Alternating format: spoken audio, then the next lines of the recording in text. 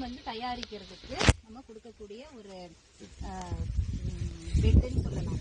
சரிங்களா, ஒரு படுக்கை வசதி மாதிரி இருக்கு. இது என்னன்னா, இது வந்து நல்ல அடர்த்தியான இந்த ஷீட் இருக்கு பாத்தீங்களா, அடர்த்தியான பாலி எத்திலீன் ஷீட்.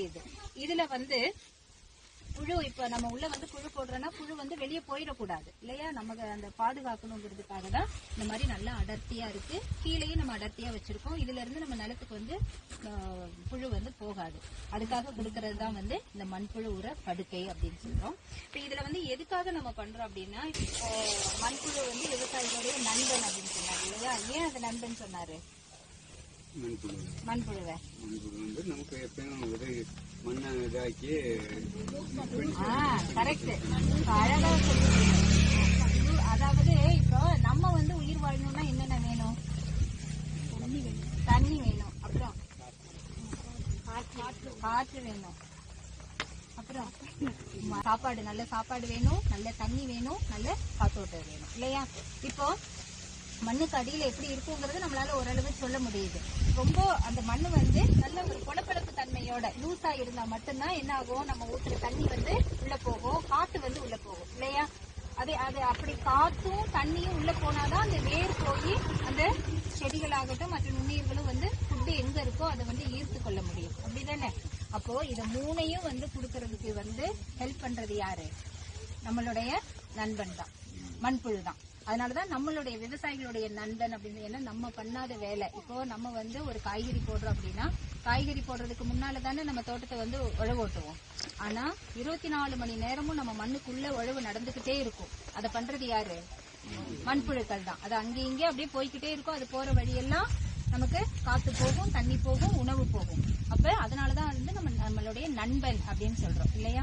இப்போ நம்ம ஊர்ல வந்து ஃபர்ஸ்ட் எல்லாம் வந்து நிறைய மண்புழுக்கள் இருந்தது. அதனால இந்த மண்புழு உரம் வந்து நம்ம தனியா வந்து நம்ம இது வரைக்கும் ரெடி பண்ணதான் கிடையாது. ஒரு 20 வருஷத்துக்கு முன்னால எல்லாம் மண்புழு உரம் வந்து தனியா வச்சு நம்ம பண்ண மாட்டோம். ஆனா நம்ம வந்து அதிகப்படியான உரம் மருந்தெல்லாம் போடுறதுனால என்ன ஆச்சுன்னா, மண்ணுல இருக்கிற அந்த மண்புழுவோட எண்ணிக்கை வந்து ரொம்ப குறைஞ்சதுனால நம்ம வந்து இதை நம்ம ரெடிமேடா நம்ம மண்புழு உரத்தை வந்து ரெடி பண்ணி நம்ம பூமிக்கு போடுறோம். சரிங்களா. இப்ப இது வந்து எப்படி ரெடி பண்றது அப்படின்னு பார்த்தோம்னா, நம்ம தோட்டத்துல இருக்கிற அனைத்து வகையான கழிவுகள், செடி எல்லாமே இருக்கும். பிளாஸ்டிக் குச்சி, பெரிய பெரிய குச்சி, கிளைய தவிர மற்ற எல்லாத்தையுமே நம்ம வந்து யூஸ் பண்ணிக்கலாம். இப்ப மண்புழு உரம் அப்படின்னாவே என்ன அப்படின்னா, இருக்கிற அத்தனை கழிவுகளையும் நமக்கு ஒரு உரமா மாத்தி கொடுக்கும். அதுதான் மண்புழு உரம்னு சொல்றோம். சரிங்களா. இதுல நம்ம தோட்டத்துல இருக்கிற எல்லா இலைகள், இப்ப பாருங்க இந்த மாதிரி இலைகள் அங்க அதை எடுத்து காட்டுப்பா. இப்படியே காஞ்ச இலை, வேஸ்ட் இலை, நீங்க சவுச்சவெல்லாம் ஒரு ஃபீல்டு முடியும் போது எவ்வளவு வேஸ்ட் கிடைக்கும் இல்லையா. அதே மாதிரி பாவக்காய் போட்டாலும் வாழை போட்டாலும் அந்த வேஸ்ட் எல்லாம் எடுத்து நம்ம என்ன பண்றோம்? தூக்கி போட்டுறோம்.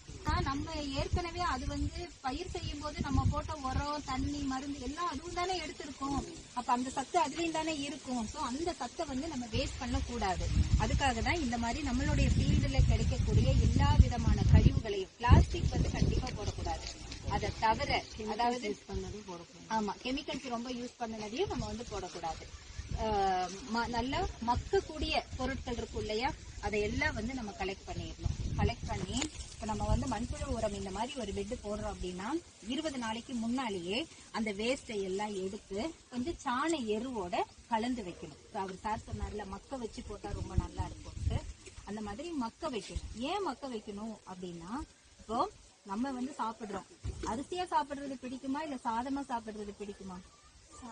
சாதம் தான் பிடிக்கும் இல்லையா.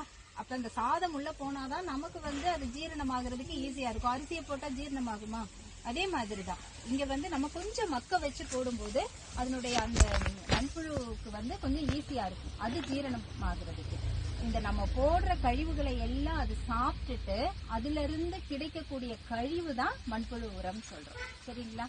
அதாவது இந்த ஒரு உரமானது மண்புழுவோட உள்ள போய் இப்படி வெளியே வருது இல்லையா, அந்த உரம் தான் நமக்கு வந்து அவ்வளவு சத்துக்கள் நிறைந்தது. அதனால நம்ம ஃபீல்டுல இருக்கிற எல்லா வகையான வேஸ்ட் எல்லாம் கலெக்ட் பண்ணி அதை சாண எருவோட கலந்து ஒரு 20 நாள் கொஞ்சம் தண்ணி தெளிச்சு வைக்கணும். சும்மா வச்சிடக்கூடாது. தண்ணி தெளிச்சா மட்டும்தான் அங்க வந்து ஆக்டிவேஷன் ஆகும். தண்ணி தெளிச்சு திருப்பி விடணும். திருப்பி விட்டு சும்மா அது குவியலா கூட வச்சுக்கலாம். அதுல வந்து மண்புழு போடுறது கிடையாது. நம்ம அதனால தரையிலேயே கூட நம்ம வச்சுக்கலாம். ஒரு குடிச்சு வச்சு அதுல சாண எருவும் கலந்து வச்சுட்டு ஒரு 20 நாள் ஆகும்போது உங்களுக்கு வந்து அது கொஞ்சம் மக்கிடும்.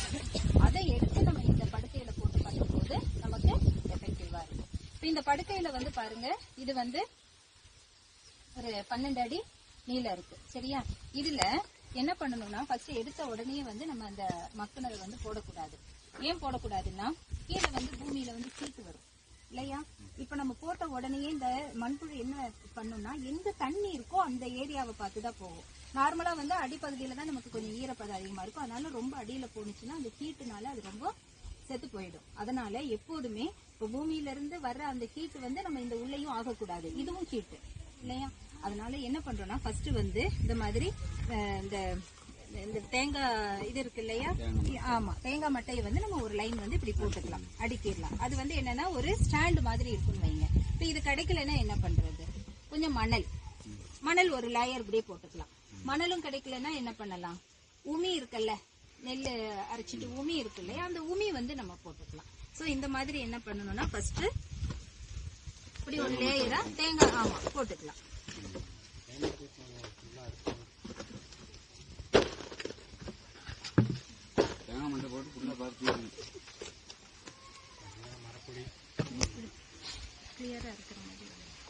இந்த மாதிரி போட்டுடணும். சரிங்களா? போட்டதுக்கு அப்புறம் என்ன பண்ண மேல வந்து போட்டுடலாம். நாங்க உங்களுக்கு காமிக்கிறதுனால கொஞ்சம் கொஞ்சம் போடுறோம். நீங்க பண்ணும்போது கொஞ்சம் நல்லா சமமான இடத்துல வச்சு கரெக்டா கொஞ்சம் பண்ணணும். மக்க வச்சு போடணும்.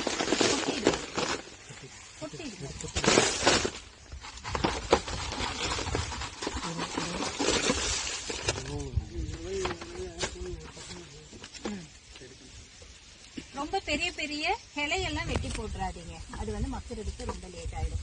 இது மாதிரி போட்டுட்டு இதுல என்ன பண்ணணும்னா ஈரப்பதம் இருக்கணும். ஈரப்பதம் அப்படிங்கும்போது தண்ணி வந்து ரொம்பவும் அப்படியே ரொம்ப லீக் அவுட் ஆயிடக்கூடாது, தண்ணி இல்லாமலே இருக்கக்கூடாது. கரெக்ட் பதம்னா நம்மளுடைய புட்டு மாவு மாதிரி எடுத்து பிடிச்சோன்னா அப்படி நிற்கும் இல்லையா, கொட்டை மாவு அந்த மாதிரி இருக்கணும். ஓடி இருக்கக்கூடாது, தண்ணி ஓடி இருக்கக்கூடாது.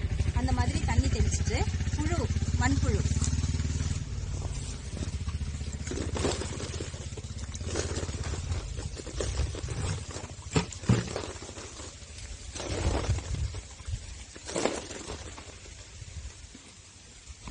மண்புழு பாருங்க.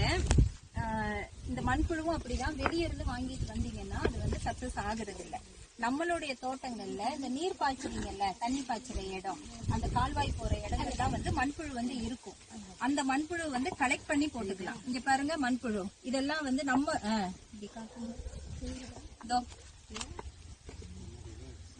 ரொம்ப பூமிக்கு அடியில இருந்தும் நம்ம மண்புழுவை வந்து கலெக்ட் பண்ணி போடக்கூடாது. பூமியோட மேல் பரப்புலயே இருக்கும். அந்த மண்புழுவை வந்து இதோட மிக்ஸ் பண்ணிடணும். தெரியுதா? இத வந்து அதுல போட்டுடணும். இப்ப போடாதீங்க, இப்ப போட்டா அது வேஸ்ட் ஆயிடும். அதுல அதை போட்டுக்கலாம். அதை வேணா கொஞ்சம் போடுங்க, போட்டுட்டு வேணா இல்லையா? அப்ப இந்த மாதிரி ஆயிடும். இதுல நீங்க போட்டீங்கன்னா மண்ணு உரம் வந்து சீக்கிரம் ஆயிடும். இப்படி போட்டுட்டு இதுல வந்து அந்த ஒரு பண்டில் மட்டும் கையில வச்சு மண்புழு வந்து இதுல போட்டுருக்கோம். இங்க பாருங்க, மண்புழுவை வந்து போட்டுட்டா அது வந்து அடியில போய்க்கும். ஆமா, இப்ப மண்புழு போட்டுட்டு என்ன பண்ணணும்னா மண்புழுக்கு சாப்பாடு கொடுக்கணும் இல்லையா? அதுக்கு என்ன பிடிக்கும்? ஆமா, அதுக்கு வந்து இனிப்பு பிடிக்கும். இனிப்பு இருக்கிற இடத்துல வந்து ரொம்ப தேடி வந்துடும்.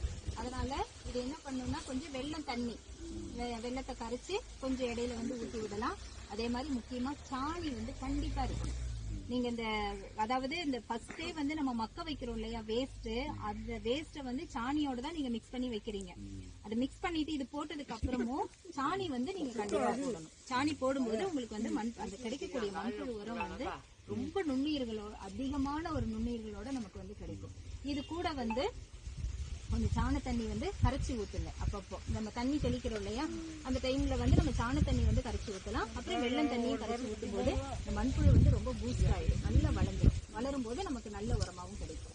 இது என்ன பண்ணணும்னா இத இது எல்லாமே போட்டுட்டு ஈரப்பதத்தையும் செக் பண்ணிட்டு கண்டிப்பா மேல வந்து ஒரு சாக்கு வச்சு மூடி வச்சு ஓப்பன்ல வைக்க கூடாது. வெயில் இந்த மாதிரி இருக்கிற ஒரு